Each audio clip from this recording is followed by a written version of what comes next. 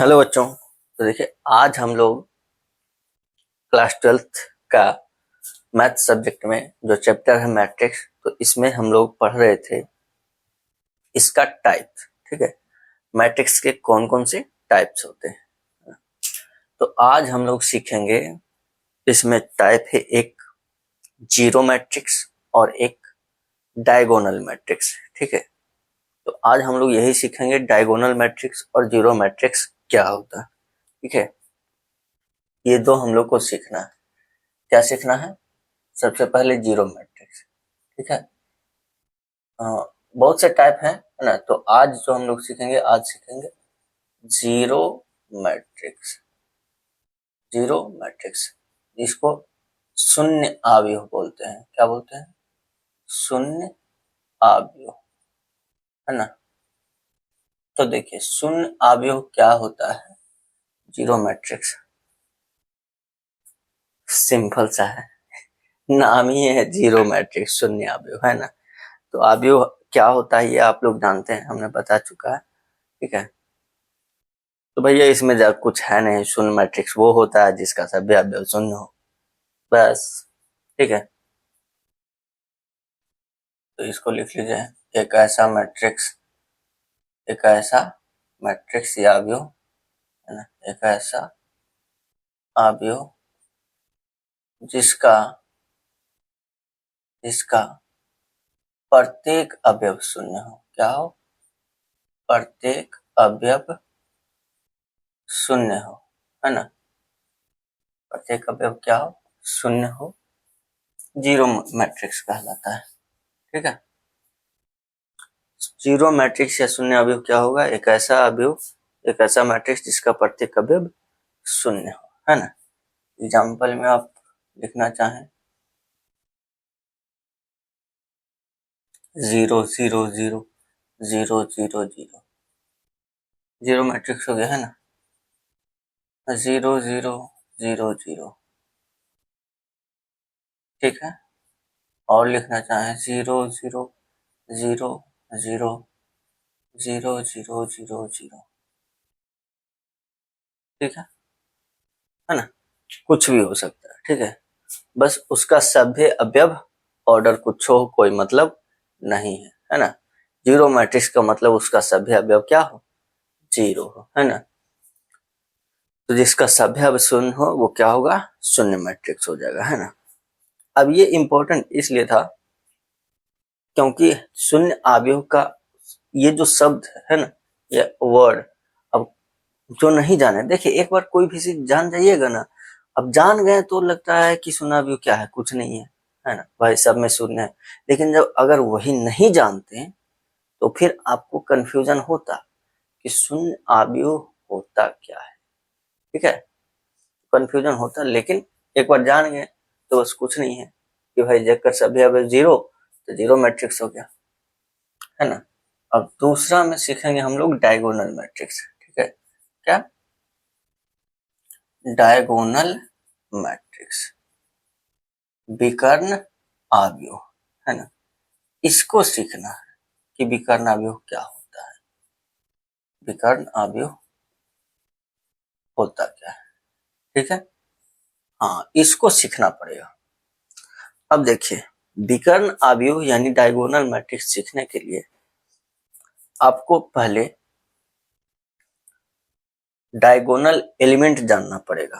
ठीक है, क्या जानना होगा? Diagonal element. ठीक है,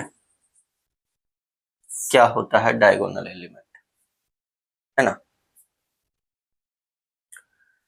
तो भैया सबसे पहले तो डायगोनल एलिमेंट जो होता है, कोई भी मैट्रिक्स है, ठीक है, कोई अगर मैट्रिक्स है ना, तो हम आपको बताया है कि मैट्रिक्स के अवयव को कैसे सूचित करते हैं। हमारा जो मैट्रिक्स में अवयव होता है वो A11, A12, A13, A14 इस तरह से, है ना, पहला रो में। फिर दूसरा रो में A21, A22, A23, A24 इस तरह से, ठीक है। A31, A32, A33, A34, है ना। फिर उसी तरह से नीचे जितना भी आप जा सकते हैं ना, जितना फिर नीचे ए, जैसे इधर ए 1n है ना, ठीक है, nवा कॉलम में, ठीक है, फिर ए 2n, ए 3n, ए, अगर ये हमारा m रो होगा, ठीक है, कितना रो, m रो, तो m है ना, mवा रो फर्स्ट कॉलम है ना, mवा रो सेकंड कॉलम, फिर mवा रो थर्ड कॉलम है ना, फिर mवा रो nवा कॉलम, है कि नहीं। m गुना n ऑर्डर के मैट्रिक्स को इस प्रकार सूचित करेंगे, ठीक है। तो एकरा में आप देखिएगा ये वाला, ये देखिए ध्यान से, ठीक है,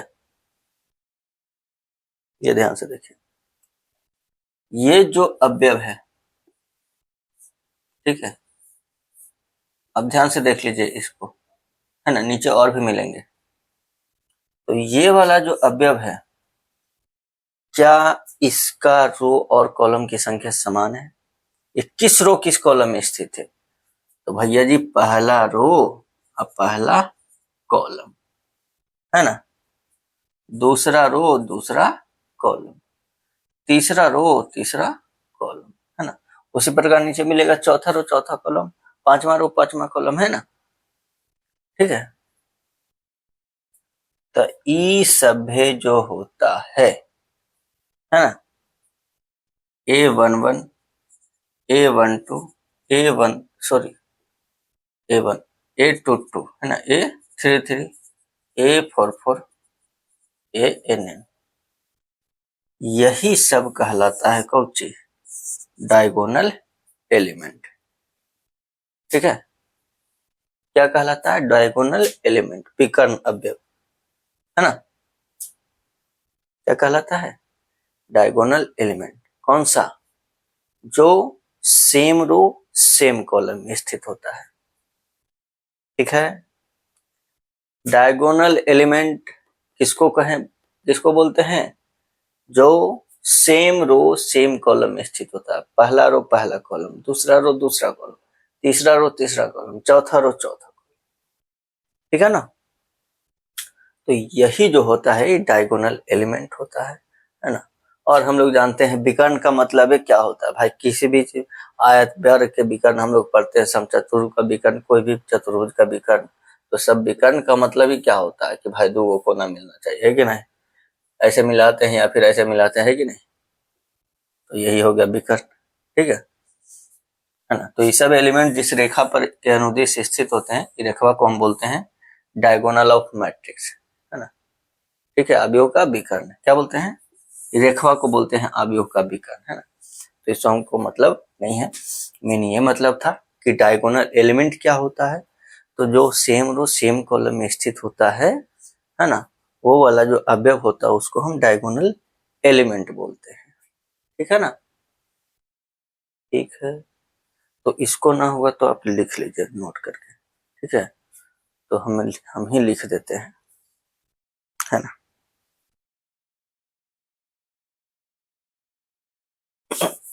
हम पहले लिख देते हैं डायगोनल एलिमेंट में, तब फिर डायगोनल मैट्रिक्स लिखिएगा, है कि नहीं।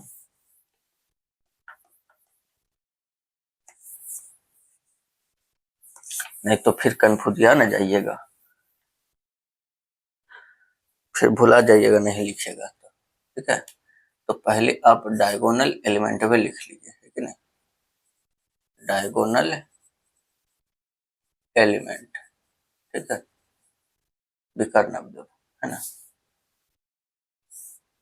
तो लिखेंगे यहाँ पर किसी भी मैट्रिक्स के अवयव को, है ना, A11, ठीक है, A11, A22, A33, है ना, dot dot dot AN, ANN, है ना, अर्थात, दूसरे शब्दों में भी लिख देंगे, है कि नहीं, अर्थात वह अवयव, वह अवयव जो जो समान रो तथा कॉलम में स्थित होता है ना, समान रो तथा तथा समान कॉलम में होता है ठीक है, होता है, डायगोनल एलिमेंट कहलाता है। डायगोनल एलिमेंट कहलाता कहलाता है ठीक है। आपसे हो सकता है, पूछ भी सकता है। मान लिया ऐसे कोई मैट्रिक्स दे दिया, ठीक है, ऐसे देखिए,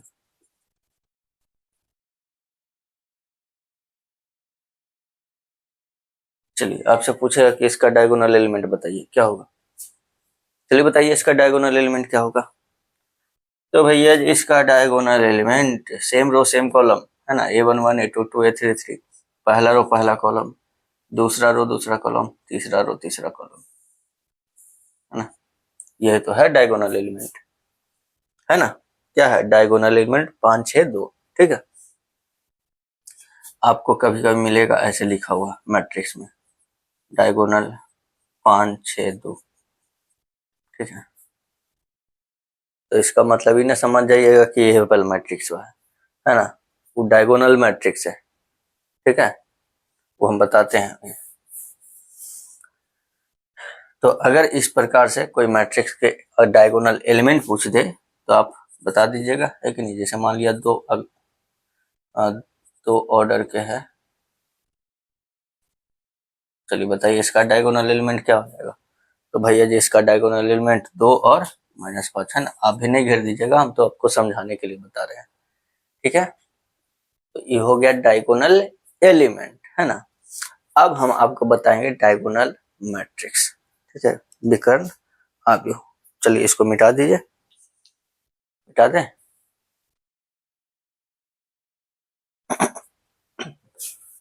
तो अब हम आपको बताते हैं डायगोनल मैट्रिक्स विकर्ण आव्यूह क्या होता है।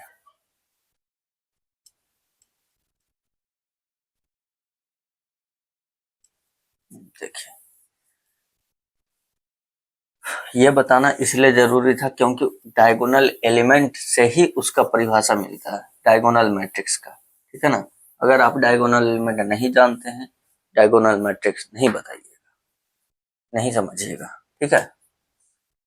दूसरा नंबर ना है आज का, ठीक है, बाकी टाइप्स का तो पता नहीं, बता दिए हैं 3 4, है ना, शायद 5वां 6ठा होगा। डायगोनल मैट्रिक्स विकर्ण आव्यूह, ठीक है, विकर्ण आव्यूह।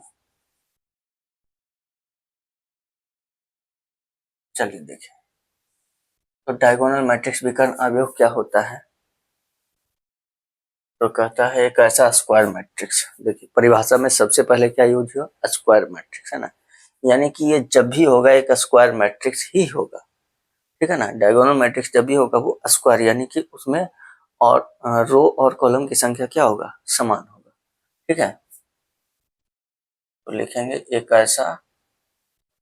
ऐसा स्क्वायर मैट्रिक्स, एक ऐसा स्क्वायर मैट्रिक्स जिसके या जिसमें जिसमें diagonal element diagonal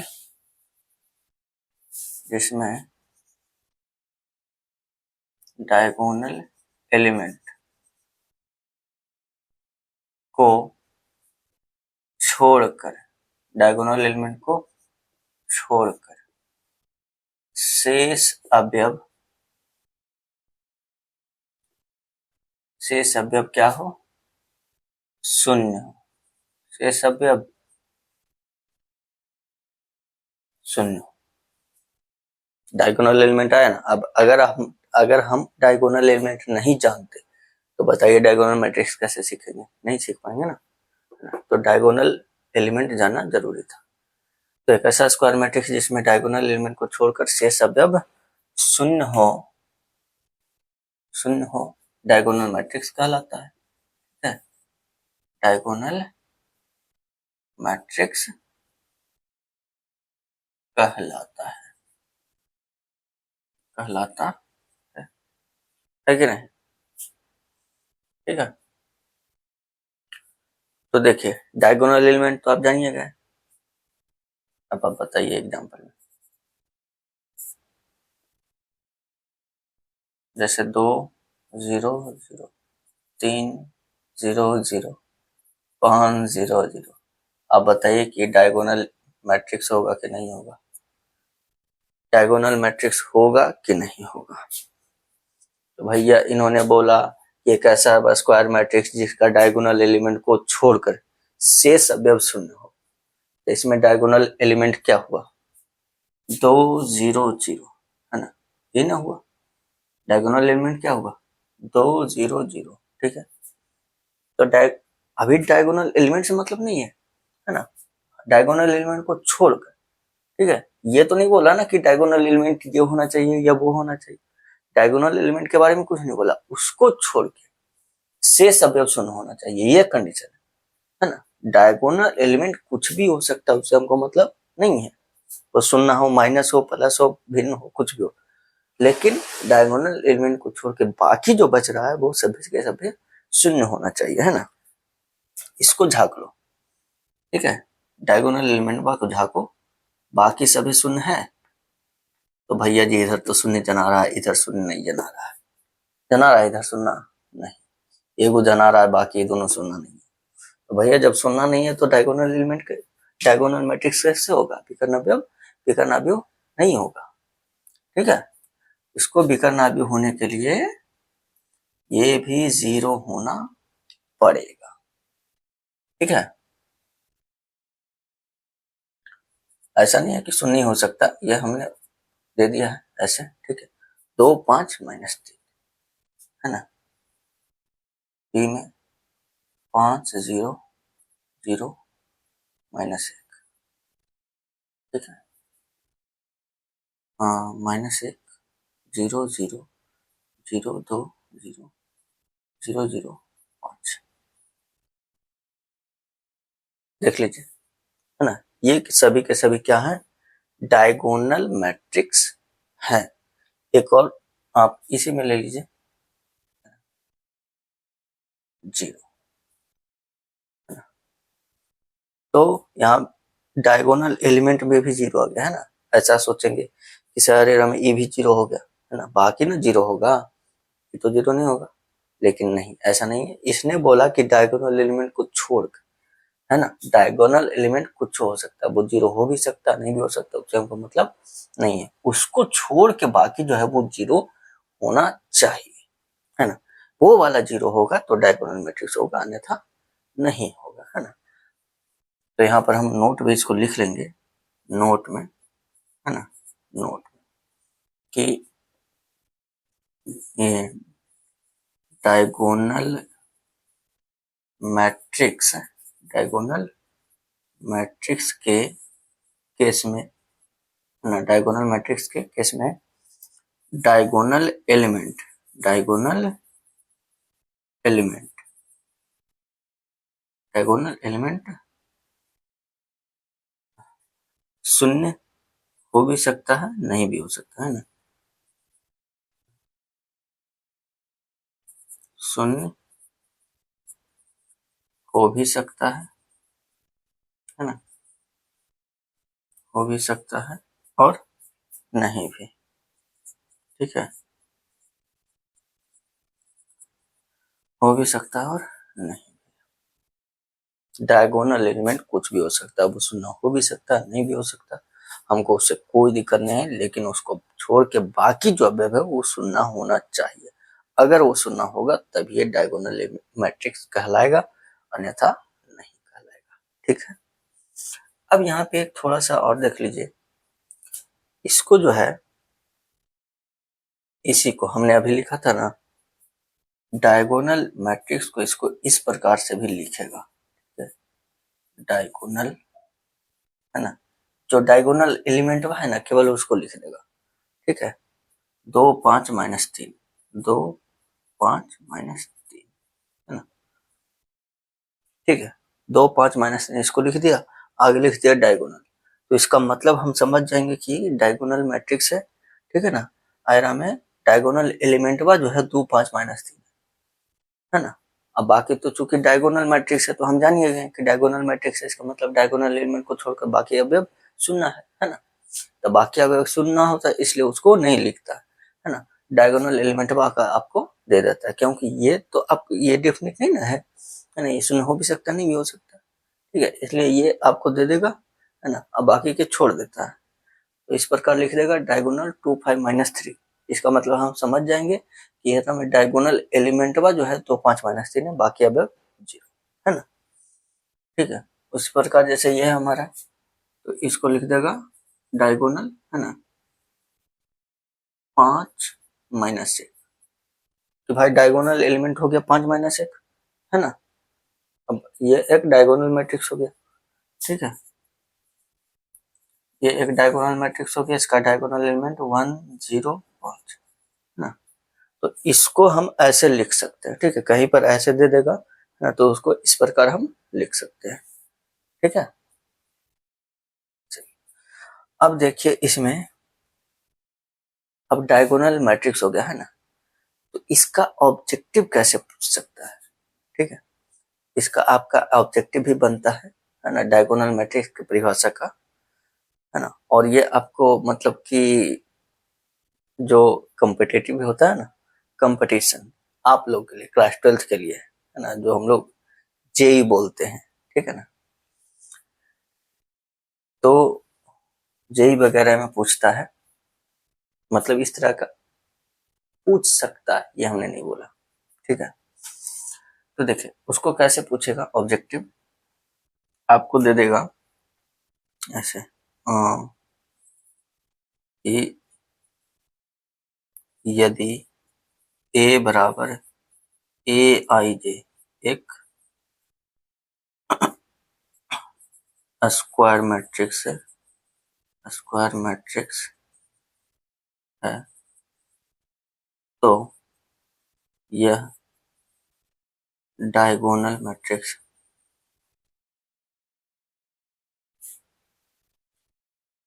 diagonal matrix कहलाएगा,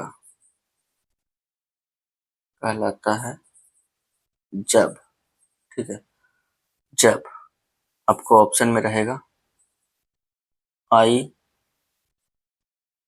बराबर जे, ठीक है, बी में रहेगा I is not equal to जे, सी में आई ग्रेटर देन जे, और डी में आई लेस देन जे, ठीक है। इस प्रकार से आपको पूछेगा, है ना, बोर्ड एग्जाम में भी ऐसे ऑब्जेक्टिव पूछते हैं, ठीक है ना। तो ध्यान दीजिएगा, यदि ए बराबर ए आई जे एक स्क्वायर मैट्रिक्स है तो यह डायगोनल मैट्रिक्स कहलाएगा कब, क्या, जब आई बराबर J, I not equal to J, I greater than J, I less than J. तो आप खुद देखिए ना, परिभाषा में इसका डायगोनल एलिमेंट जो था इसको हमने क्या पढ़ा परिभाषा में, कि जिसमें डायगोनल एलिमेंट को छोड़कर शेष सभी अवयव शून्य होना चाहिए। दायरा में कौन सा अवयव शून्य है, इसमें छूट गया। यदि ए बराबर ए आई जे एक स्क्वायर मैट्रिक्स है तो यह डायगोनल एलिमेंट कहलाता है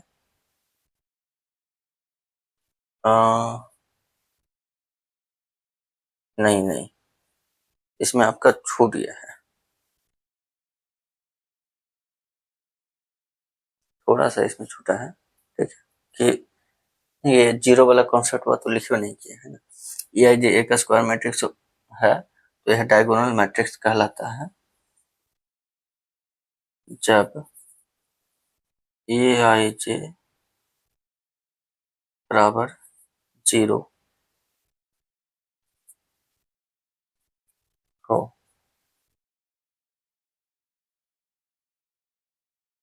ठीक है ना। ये वाला कॉन्सेप्ट रहेगा ए आई जे बराबर 0, क्योंकि हम एलिमेंट को, मैट्रिक्स के एलिमेंट को किससे सूचित करते हैं, ए आई जे से, है ना। तो ए आई जे बराबर 0, ठीक है, यानी अवयव, कौन सा अवयव 0 होता है, देखिए डायगोनल एलिमेंट तो कुछ भी हो सकता है ना, उससे तो मतलब नहीं है। और डायगोनल एलिमेंट कहाँ होता है, जो सेम रो सेम कॉलम में होता है ना, सेम रो सेम कॉलम में होता है वो डायगोनल एलिमेंट वह होता है। डायगोनल एलिमेंट को छोड़कर अवयव शून्य होता है ना, जैसे एकरे में देख लीजिए कौन सा अवयव है, ए पहला रो दूसरा कॉलम, है ना, ये दूसरा रो पहला कॉलम। क्या एरा में आई और जे बराबर है? नहीं, है ना। एकरे में देख लीजिए कौन कौन सा अवयव, डायगोनल एलिमेंट ही हो गया, है ना, ई पहला रो दूसरा कॉलम, पहला रो तीसरा कॉलम, दूसरा रो पहला कॉलम, तीसरा रो पहला कॉलम, तीसरा रो दूसरा कॉलम। केकरो में आई और जे बराबर नहीं, है ना। तो स्क्वायर मैट्रिक्स है ये, ए आई जे बराबर 0, है ना। डायगोनल मैट्रिक्स में ए आई जे बराबर 0 होता है कब? जब आई और जे बराबर नहीं होता, है ना, I is not equal to जे। ठीक है, ठीक है ना। तो डायगोनल मैट्रिक्स में ए आई जे बराबर 0 होगा कब?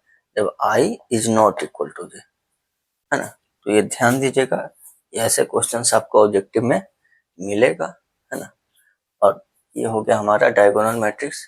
तो आज हमने सीख लिया कि जीरो मैट्रिक्स क्या होता है और डायगोनल मैट्रिक्स क्या होता है ना। तो आज हम इतना ही रहने देते हैं, ठीक है।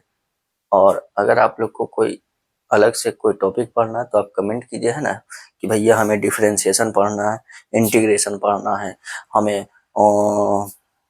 क्या कहता है रिलेशन फंक्शन पढ़ना है, ठीक है। कोई सा भी चैप्टर आपको अलग से कि भाई हमको ये जरूरी चाहिए, है ना, कि भाई हमको सबसे पहले ये चाहिए, तो आप कमेंट कीजिए, है ना। बाकी तो हम इधर बता ही रहे हैं, ठीक है। तो अगर आप लोग को समझ में आया तो प्लीज वीडियो को लाइक कीजिए, कमेंट कीजिए, है ना, और अधिक से अधिक शेयर कर दीजिए, ठीक है।